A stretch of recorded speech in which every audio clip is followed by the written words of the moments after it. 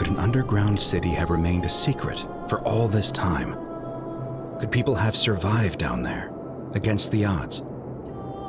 It seems there's only one way to find out. Today, we're going to be thrust back in time to avert an ancient mystical disaster. Consider this an invitation, or a warning. Released in 2021, developed by Modern Storyteller and published by Dear Villagers, The Forgotten City is a first-person mystery adventure role-playing game. I started and finished it in one session. That's not because it's short, it was because it's fantastic. I wanted to see the story out, even though it meant staying up until 3 a.m. Very, very few games get my attention like that. The Forgotten City is a special gaming experience. Sometimes serene, sometimes scintillating, always intriguing. There's no way back. And here there are only two options. Death, or that godforsaken doorway into the past. I'll throw out an early content warning for this episode. I'm not going to spoil any major plot points about The Forgotten City, but because it's a mystery adventure game, the less you see and the less you know about it, the more fun you'll have exploring and discovering. Feel free to skip ahead to the conclusion and final recommendations in this episode. I'm always on the lookout for interesting and new indie games, and naturally I have a soft spot for Aussie game makers. The Forgotten City is interesting, but despite its 2021 release date, it's not as new as I thought it was. This game started its life as a Skyrim mod, all the way back in 2016. Nick Pierce, who would go on to found the Modern Storyteller studio, spent more than 1,700 hours building an intricate murder mystery mod for Skyrim. His Skyrim mod achieved widespread popularity and acclaim. Most impressively, it was recognised by the Australian Writers Guild, which is a credit to both Pierce's writing and the Guild's decision to recognise literary excellence in an unofficial video game mod. Off the back of the mod's success, Pierce built out his studio with extra talent and spun off The Forgotten City into a standalone game that was released in 2021. We'll start, as usual, with presentation and then finish up with gameplay. After a brief introduction, where you pick your gender, skin tone, and a name, you'll find yourself transported to the titular Forgotten City. Your arrival is a significant event, because the Forgotten City is a small community of 20 or so characters. You are quickly brought into the fold and learn that life in the Forgotten City is not as idyllic as it looks.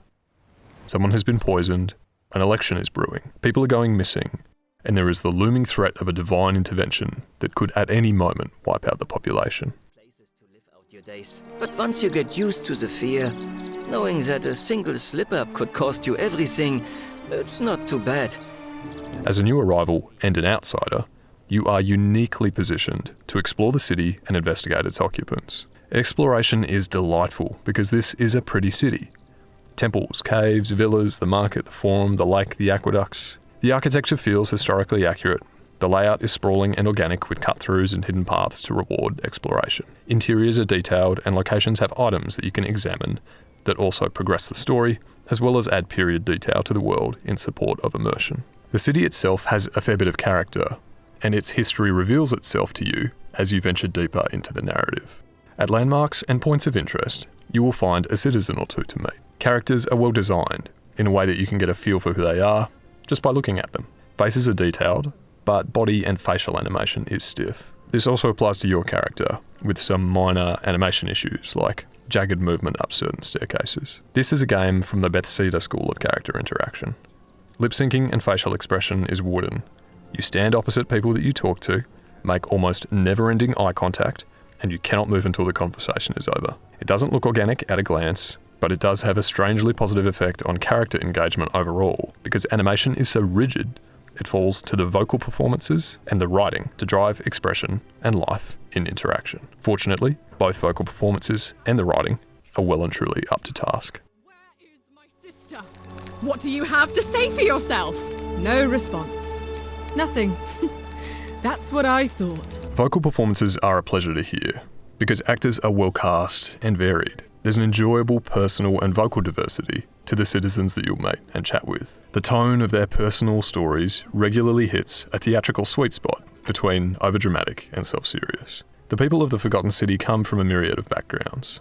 Some funny, some tragic, all interesting. More than anything, the voice acting reminded me of watching a play. where the performers will lean into the quirks of a personality, without going overboard into caricature or stereotype. A handful of voice actors are a touch hammy, but the majority deliver their lines with enthusiasm and care. Citizens in the Forgotten City are written such that each one has a clear worldview, an interesting background, and discernible motivations. You can ask everyone how they came to be in the city, and their individual stories reveal both the substance of their character and small parts of the overall mystery. In some conversations you can debate philosophy or hear stories and parables of ancient deities or classic poems. Stoic. Lives by Seneca's words. Treat your inferior as you would wish your superior to treat you. Can't ask for much more than that. This is a thematically wealthy game that uses its early civilization setting and literature from the time to ask pertinent questions about philosophy, sin, human nature, and religion that are all still relevant to today. And yet, it never really feels self-indulgent or overly cerebral. At other times, I laughed out loud at the writing. That's something I haven't done since playing Portal 2 many years ago. I've got to hold back from going on and on about the quality of the writing, but suffice to say, it's incredible. Usually, however, you wouldn't simply march up to a Vestal priestess and without due formality or courtesy ask, "What is your story?" The last element of the presentation to quickly talk about is the sound. It's good. Ambient sound, like wind and running water, add to the serene feel of places in the city. Water effects are lacking, but that's a minor quibble. The good, if unobtrusive soundtrack makes for mostly ambient listening that suits the mood of every location, but kicks up at certain story beats. It's soft, orchestral, with great use of choir-like vocals that meld with the setting. So that's presentation. It's a pretty looking city, stiffly animated, but lifelike and well-written characters, amidst a fitting soundscape. Also, for some reason, there's some weirdly robust filter setting options. Right, let's talk gameplay. Gameplay in the Forgotten City is straightforward. You move around the city, explore spaces, and converse with citizens. Movement is smooth. You have a speedy sprint function and a limited ability to mantle terrain. Just a tip, there's not a lot to be found by jumping around all over the place. You're more likely to get yourself stuck in the terrain than you are to uncover a secret. If you see an area that you can't reach, keep exploring, because other mechanics develop throughout the story. I won't say more than that, except to assure you that the other mechanics are simple and effective. At the beginning of the game, you also have the option to pick an attribute, like faster running or better history knowledge. Another tip, don't pick the soldier attribute until your second playthrough. Just trust me on that one. Conversation is mechanically simple. There's no skill checks or stats to worry about. At most, you'll get an option to lie in certain situations. Conversations are made interesting with the content you get, because you can drive characters away or offend them permanently with your dialogue. If you say something hurtful, offensive, or problematic, they will disengage with you, and you will lose the ability to question or deal with them. I did this a couple of times, going through conversations on autopilot instead of concentrating. This isn't a game where you should deliberately exhaust all branches of the dialogue tree just for the sake of it. That said, I had one small drama in the late game, where in order to progress a quest, I had to redo a conversation branch that had already been greyed out, in order to discover a new dialogue option had actually appeared there. So be wary of that. What's he offering you? Money? Favours? What's your vote worth to him? You'll learn more about the Forgotten City and its residents naturally as you explore conversations and parts of the city.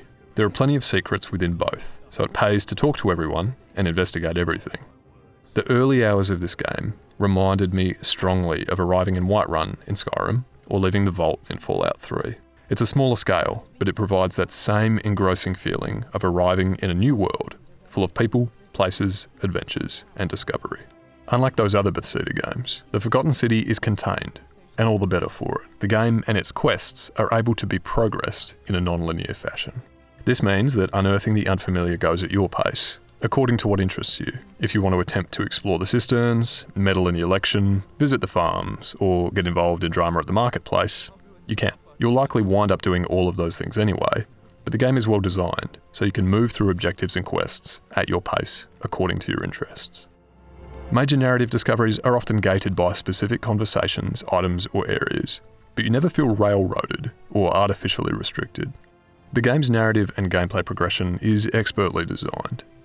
They have captured the best of both focused narratives and open area exploration by combining elements of Metroidvania progression through physical spaces with the interlacing quest progression and character interaction from Bethesda games. The only drawback to the non-linear and free-flowing way that you approach quests is that quests themselves are largely linear. With that I mean you're given limited tools to solve a problem, and whatever tool you pick will probably result in the same solution. Sometimes there is only one solution.